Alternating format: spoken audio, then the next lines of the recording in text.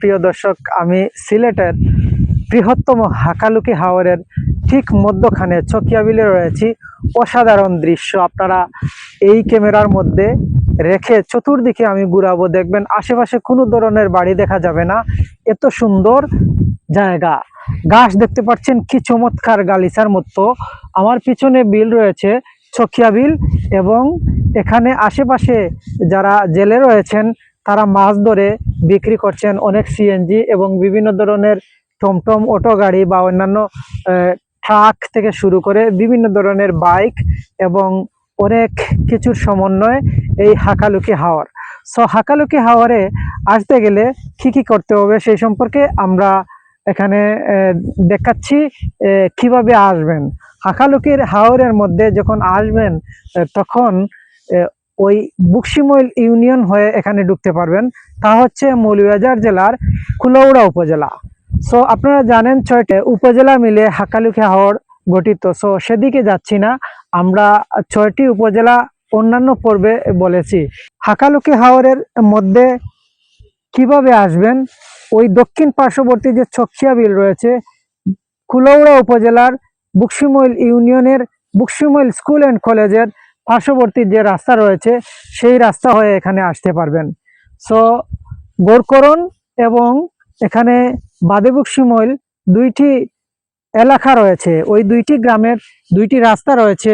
যদি বকশিমইলের পশ্চিম পাশে যে বরমছাল ইউনিয়ন রয়েছে সেই রাস্তায় প্রবেশ করেন, তাহলে বকশিমইল ইউনিয়নে প্রবেশ করার পর কলেজের পার্শ্ববর্তী যে রাস্তা রয়েছে সেই রাস্তা দিয়ে আসতে পারবেন। তাছাড়া আরেকটি রাস্তা রয়েছে, জুড়ি টু কুলাউড়া যে রোড রয়েছে, ওই রোডের মধ্যখানে গোরকরণ ঢুকার জন্য যে রাস্তা রয়েছে, ওই রাস্তায় এসে আপনারা ওইখানে গোরকরণ এবং বকশিমইল কলেজ দুইটি রাস্তা রয়েছে, ওই দিকে আসতে পারবেন। তবে সহজ হয়, বকশিমইল রোডে যদি আসেন তাহলে আপনি সঠিক গন্তব্যে আসতে পারবেন। এখানে ওই ছকিয়া নামে যে জায়গা রয়েছে, ছকিয়া বিলে আসতে গেলে সর্বশেষ মাথায় আসবেন। আসলে চতুর্দিকে দেখতে পারবেন কোনো ধরনের বসত বাড়ি, ঘর বাড়ি নাই। সো এই জায়গাটিতে আসলে আশেপাশের কোনো ধরনের বাড়ি দেখতে পারবেন না। মনে হবে আপনি অনেক বিশাল একটি জায়গায় রয়েছেন, আশেপাশে কোনো ধরনের গন্তব্য নেই। হাকালুকি হাওরের মধ্যখানে কোনো ধরনের বাড়ি গাড়ি কোনো কিছু নেই। গাড়ি রয়েছে তবে কোনো ধরনের বসত বাড়ি নেই। সো এই খোলা আকাশের নিচে আসলে আপনার মন প্রশস্ত হয়ে যাবে। সো এখানে আসলে আপনারা ভালো লাগবে। তবে আপনাদের জন্য আসার যে সুব্যবস্থা তা হচ্ছে যাতায়াত ব্যবস্থা উন্নত না থাকার কারণে এখানে আসতে কিছুটা কষ্ট হতে পারে।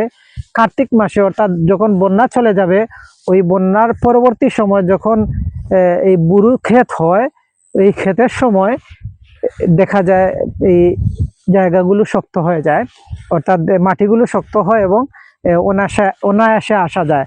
আমরা এই মুহূর্তে জানুয়ারি মাসের 5 তারিখ এসেছি এখানে, এবং অনেক সুন্দর জায়গা। চতুর্দিকে আপনারা দেখছেন আমি মুভিং করে ঘুরাচ্ছি, এবং কিছু কিছু হাকালুকি হাওরের মধ্যবর্তী যে উপজেলা রয়েছে, বিভিন্ন উপজেলার মধ্যে ওই এক পার্শ্ব থেকে কথা বললে দেখা যায় একটা সীমান্ত রয়েছে, কিন্তু ঠিক মাঝখানে যখন আসবেন তখন দেখবেন এখানে কোনো ধরনের সীমানা নেই। আমি যেভাবে ঘুরছি এবং চতুর্দিকে মুভিং করছি, এইরকম ভিডিও খুব কম পাবেন।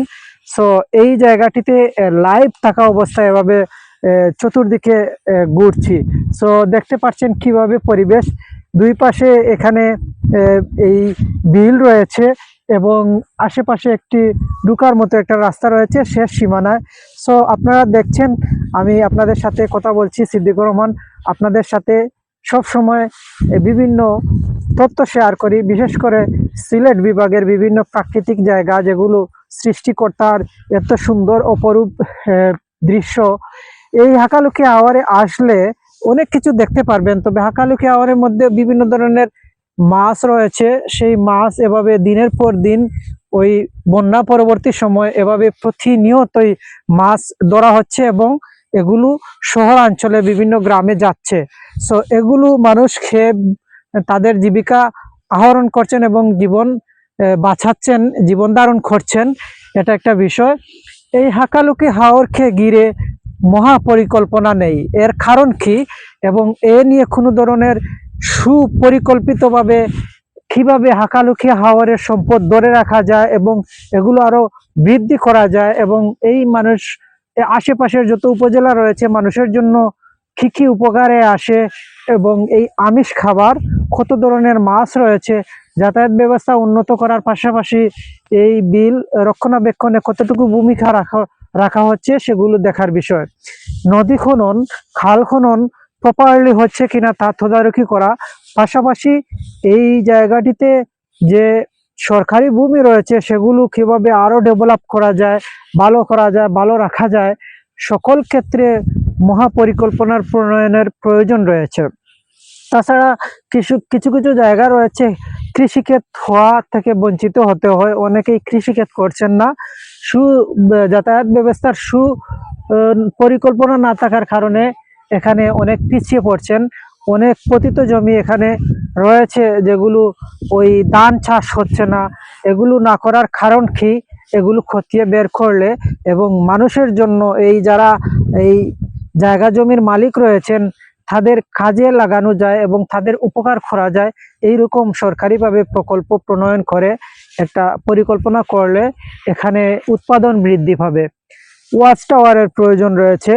ওয়াচ টাওয়ার কিছু কিছু জায়গা পর যদি এরকম ওয়াচ টাওয়ার থাকে তাহলে মানুষ খুব সহজে এই যাতায়াতের যে রাস্তা চিহ্নিত করতে পারবেন এবং বুঝতে পারবেন।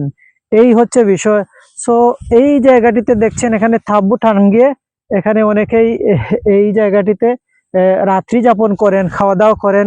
সো এখানে থেকে মাছ ধরেন এবং এই লিজ নেওয়া হয়। লিজ নেওয়ার মাধ্যমে বিভিন্ন ধরনের ওই এখানে যারা লিজ নেন ওই বিলগুলো থেকে জাল দিয়ে মাছ ধরে বিক্রি করে বিভিন্ন ধরনের প্রফিট করার চেষ্টা করে থাকেন।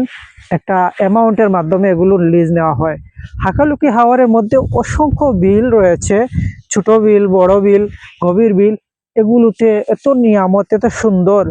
সেই বঙ্গোপসাগর থেকে এই মাছগুলো এখানে কানেকশন রয়েছে। কিছু কিছু মাছ এদিকে যখন বন্যার সময়, বন্যা পরবর্তী সময় দেখা যায় ধীরে ধীরে মাছ ওইদিকে দাবিত হয়, নামে।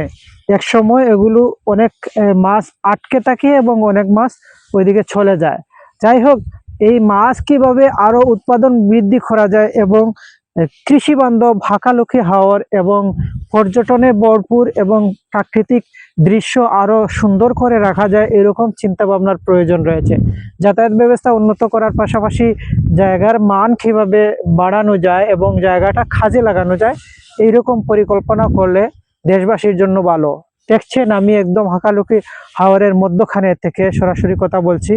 যদিও অন্যান্য ভিডিওতে আমরা বিভিন্ন ধরনের মাছ তুলে ধরার চেষ্টা করব এবং এই জায়গাতে দেখছেন খুব কাছাকাছি, এত পানির মধ্যখানে কিভাবে দেখছেন জানি না। সো এই জায়গাটি অস্বাভাবিক সুন্দর, অসাধারণ সুন্দর যাকে বলা হয়, যেগুলো আমাদের জনজীবন। এই দেখেন অনেক অতিথি পাখি আসছে এবং এখানে হাওরের মধ্যে কোনো ধরনের সাউন্ড নাই, নিস্তব্ধতা, যেখানে কোনো ধরনের হই হুল্লোড়, চিল্লা চিৎকার বা কোনো ধরনের এই দেখছেন এদিকে আমি এই মুহূর্তে রয়েছি আমার ক্যামেরার পিছনে, অর্থাৎ আমার সামনের এই জায়গাটি হচ্ছে হাকালুকি হাওরের দক্ষিণ পার্শ্ব কুলাউড়া এবং জুড়ি উপজেলা, এদিকে বড়লেখা উপজেলা এবং এদিকে বিয়ানীবাজার এবং আমার পিছনে রয়েছে এদিকে গোলাপগঞ্জ উপজেলা। সো আমার এই ডান পাশে রয়েছে পশ্চিম দিকে হচ্ছে ফেঞ্চুগঞ্জ উপজেলা। সো এই ফেঞ্চুগঞ্জ উপজেলা ওয়াচ টাওয়ার থাকলেও কুলাউড়া উপজেলার যে বিভিন্ন ইউনিয়ন রয়েছে সেদিকে কোনো ওয়াচ টাওয়ার নাই। এগুলো ওয়াচ টাওয়ার থাকলে কি হয়, ওই বন্যার সময় দেখা যায় অনেক মানুষ আটকে পড়ে যায়, জোর তুফানে আটকে পড়লে অনেক মানুষ মারা যেতে পারে, তাদেরকে কিভাবে উদ্ধার করা যায় সেখান থেকে দেখা যায়। তো এভাবে বিভিন্ন ধরনের পরিকল্পনা করলে আমার মনে হয় ভালো হয়। তবে এখানে ন্যাচারাল ভাবে এভাবে অনেক বছর যুগ যুগ ধরে চলছে, ন্যাচারাল প্রাকৃতিকভাবে মাছ জন্মানো, সেগুলো ধরছেন এবং সেগুলো বোঝাই করে ধীরে ধীরে নেওয়া হচ্ছে। সো এভাবেই চলবে। তবে আমার কথা হচ্ছে দুই তিনটা জিনিস খেয়াল করলে, যাতায়াত ব্যবস্থা, ওই গাড়ি আসছে, গাড়িগুলো সহজে আসতে পারে, এইরকম ব্যবস্থা করার প্রয়োজন। পাশাপাশি অন্যান্য জায়গা থেকে ওই নদীপথ অতিক্রম করতে পারেন ওই পার্শ্ববর্তী বাটেরা ইউনিয়ন থেকে কিভাবে এদিকে আসা যায়, ফেঞ্চুগঞ্জ থেকে সরাসরি সোজাসুজি কিভাবে আসা যায়। সোজাসুজি বলতে এত সহজ না, অনেক দূর। সো এইভাবে যদি আসার সুযোগ থাকে তাহলে হয়তো ভালো হয়। এই জন্য নদীর উপরে একটা কালভার্ট করা, ব্রিজ করা এইরকম প্রয়োজন রয়েছে। তাছাড়া এখানে সুইচ গেটের প্রয়োজন রয়েছে। বিভিন্ন জায়গায় পানি আটকে রেখে কিভাবে চাষ করা যায়, এখানে শিকলখান্দি জায়গা রয়েছে, ওই সিলেটের আঞ্চলিক ভাষায় একটা নাম রয়েছে। তাছাড়াও এখানে চালিয়া নামে ওই বকশিমল ইউনিয়নের পার্শ্ববর্তী। সো এই জায়গা মিলে আমাদের সিলেট বিভাগের 2টি জেলা মিলে মৌলভীবাজার এবং সিলেট জেলার অন্তর্ভুক্ত যে 6-7টি উপজেলা রয়েছে, এই উপজেলার বাসিন্দা যারা রয়েছেন আপনাদের কৃত্রিম বুদ্ধিমত্তা এবং ক্রিয়েটিভিটি এবং সৃষ্টিকর্তার যে নিয়ামত জ্ঞান প্রয়োগ করে এগুলো চেষ্টা করবেন যাতে পরবর্তী প্রজন্ম এই হাকালুকের মাছগুলো ধরে রাখতে পারে এবং সেগুলো আরো বৃদ্ধি হয় সেদিকে খেয়াল করে বিভিন্ন ধরনের প্রকল্প চালু করে কিভাবে আমরা আমাদের জীবনযাত্রার মান বৃদ্ধি করব সেদিকে লক্ষ্য রাখলে ভালো হয়। সেই প্রত্যাশা জানিয়ে বিদায় নিচ্ছি। ভালো থাকবেন, সুস্থ থাকবেন। যারা সাথে ছিলেন অসংখ্য ধন্যবাদ। Siddique business and tourism YouTube চ্যানেলটি সাবস্ক্রাইব করতে ভুলবেন না। লাইক কমেন্ট করে আপনার মতামত জানিয়ে দেবেন। ভালো থাকুন। আল্লাহ হাফিজ। Good by.